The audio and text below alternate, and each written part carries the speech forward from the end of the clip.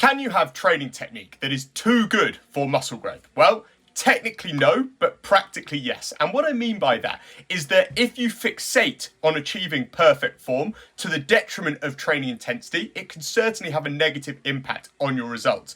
But practically what this usually means is that people are focusing on elements of training technique that are not representative of ideal form, because our ideal form for any exercise will be the one that most efficiently translate effort into hypertrophy stimulus. So by definition, focus on things that do not increase the stimulus of that exercise. You are not focusing on achieving perfect technique. And very often people will focus on elements of training technique that are not in fact going to drastically improve hypertrophy stimulus. So to give you some examples, the first and most common one would be excessive squeezing in that shortened range. This feels great, but doesn't actually translate to much increase in actual hypertrophy. The second example would be aiming for excessively slow eccentric phases. There's no evidence that an 8-second eccentric phase leads to any increase in hypertrophy when compared to just a controlled 2-second eccentric phase.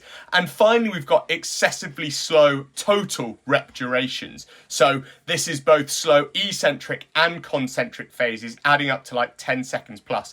All of these three areas, so excessive time in the concentric, eccentric, or in that shortened position, all of these things drastically reduce the amount of load that we can lift without a proportional increase in the stimulus that is created.